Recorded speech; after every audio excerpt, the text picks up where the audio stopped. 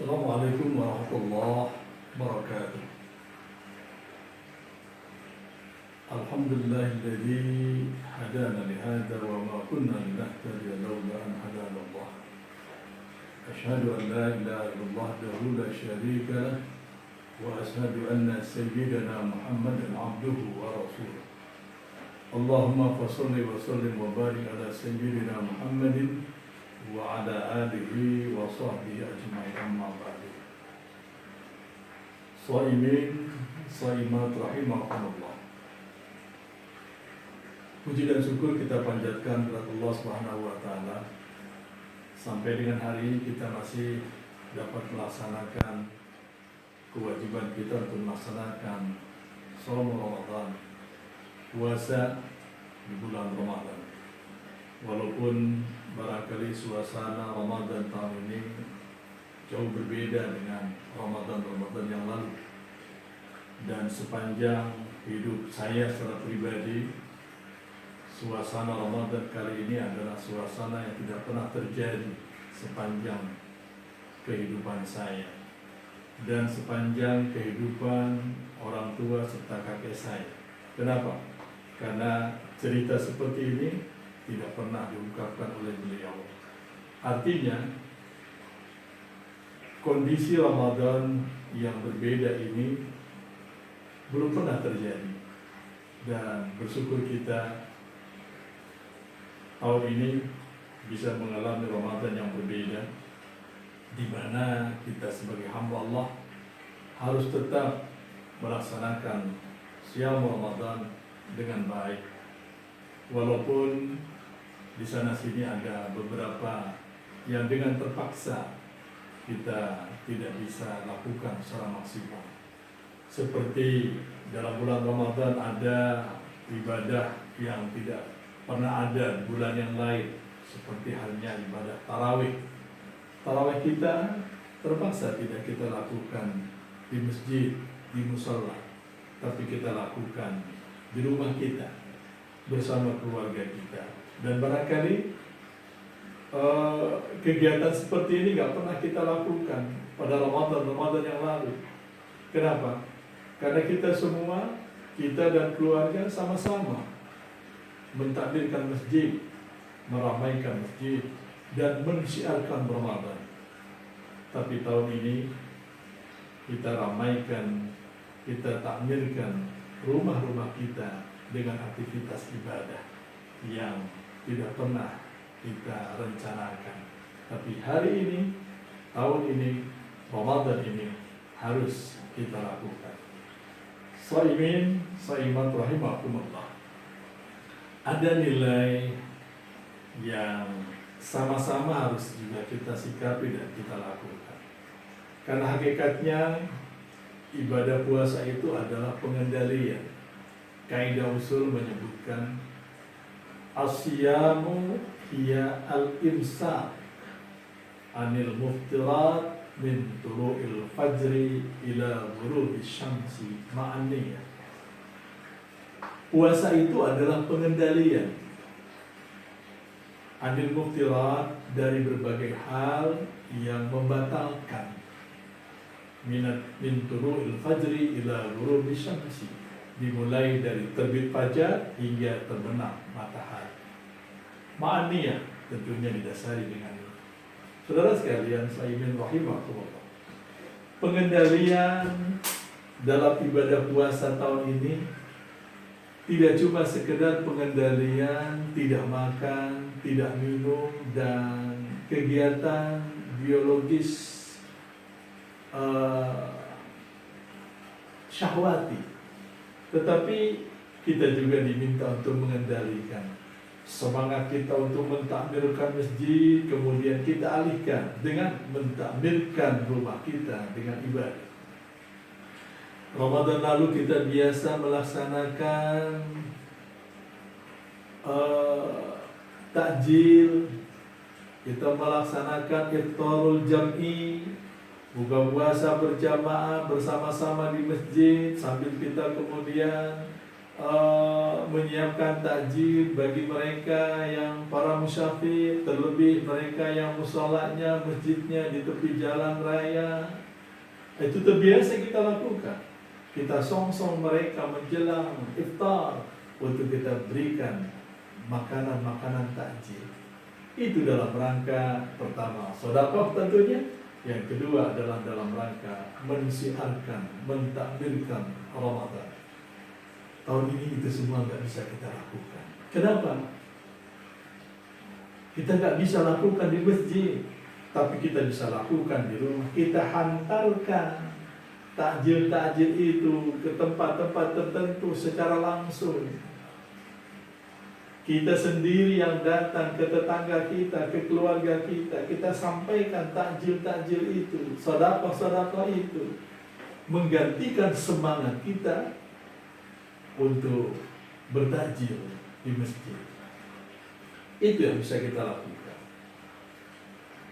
Begitu juga dengan ibadah yang lain, tilawatul Quran, murattal, tadarusul Quran, tadarus, tausiah yang biasa kita ikuti di masjid, atau untuk sementara orang biasa dia menyampaikan tausiah dari masjid ke masjid. Hari ini, Ramadan ini tidak bisa lagi dia lakukan. Kenapa? Karena kita harus mengendalikan aktivitas kita keluar. Kenapa?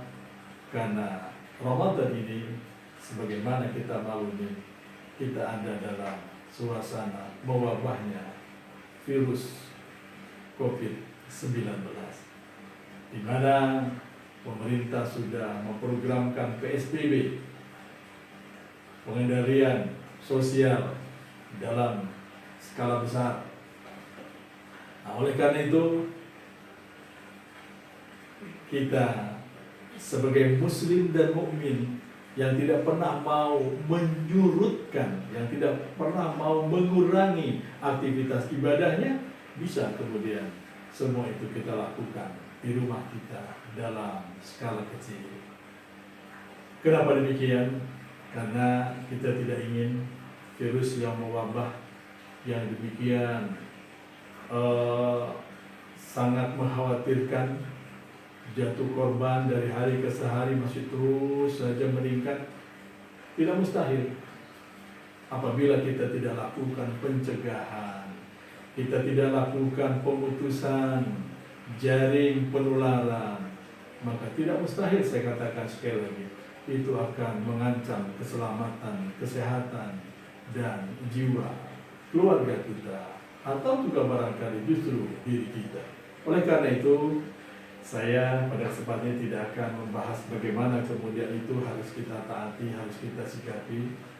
Dalilnya cukup banyak, walaupun juga sementara orang ada yang berdalil untuk tetap bersemangat meramaikan masjid.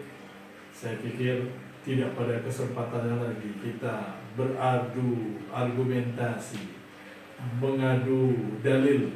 Tapi yang terpenting adalah bagaimana kemudian kita lebih bijak mensikapi untuk menghindarkan diri dari ancaman virus COVID-19. Saudara hadirin rahimakumullah. Kemudian saya ingin sampaikan bahwa Ramadan yang di dalamnya ada awalul rahmah, awsatuhu maghfirah, wa akhiruhu itqum minan nar. Ada satu nilai strategis yang harus bisa kita raih. Apa nilai strategis yang dimaksud? Bahwa Ramadan yang apabila dia melaksanakan ibadah kebaikan-kebaikan, maka akan dilipat gandakan.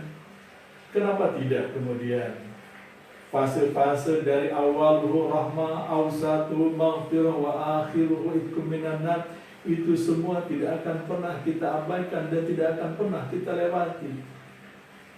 Siapa yang tidak pernah membutuhkan kasih sayang istri, membutuhkan kasih sayang suami, anak membutuhkan kasih sayang orang tua, dan begitu seterusnya. Kalau kita ingin mendapatkan kasih sayang Allah, maka jangan pernah abaikan, jangan pernah lewati demikian saja, begitu saja perjalanan hari pertama sampai dengan hari ke-10 di bulan Ramadan. Karena di sana ada rahmat dan kasih sayang Allah. Mereka yang senantiasa memanfaatkan, mengisi Ramadan 10 hari pertamanya dengan ibadah, dengan qiyamul lail, dengan tadarusul Quran, dengan muthala'ah, dengan muzakarah dan aktivitas-aktivitas lainnya, maka insya Allah janji Rasul awwaluhu rahmah akan dapat dinikmati oleh mereka dari Allah Subhanahu wa taala. Begitu juga yang kedua, awsatuhu maghfirah. Ramadan kita sudah menjelang 10 hari kedua.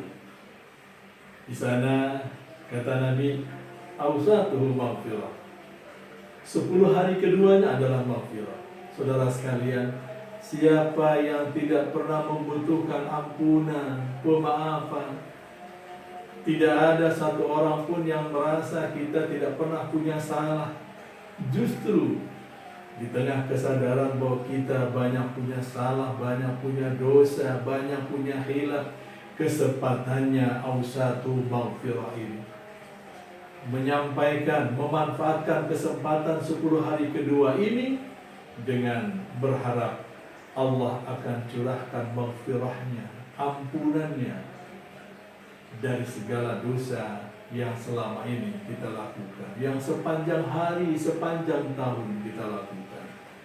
Artinya, kalau kita ingin dosa kita terampuni, kalau kita ingin kesalahan kita dimaafkan, kalau kita ingin khilaf kita dihapuskan oleh Allah Subhanahu wa taala, maka manfaatkanlah 10 hari kedua di bulan Ramadan ini dengan banyak-banyak ibadah, dengan banyak-banyak muamalah, dengan banyak-banyak zikir, dengan banyak-banyak istighfar, dengan banyak-banyak tasbih, tahmid, dan tidak kalah pentingnya juga kita banyak berinfak dan bersedekah.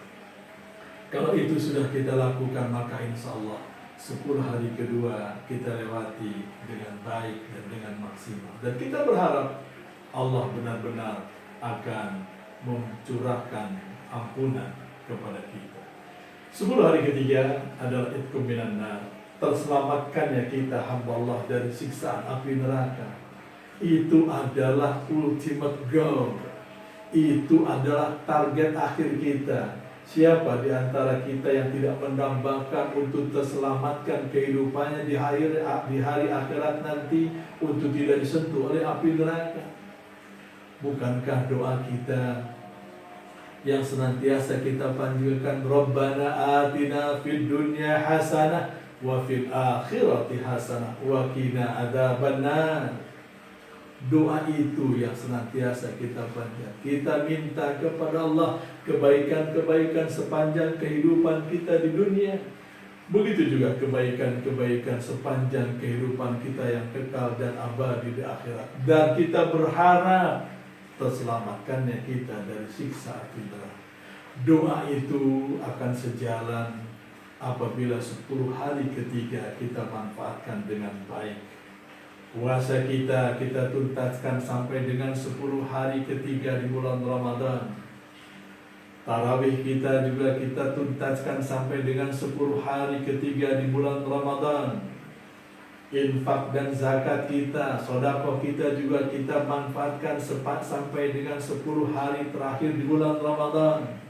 Tadarus kita juga kita manfaatkan sampai dengan 10 hari ketiga di bulan Ramadan.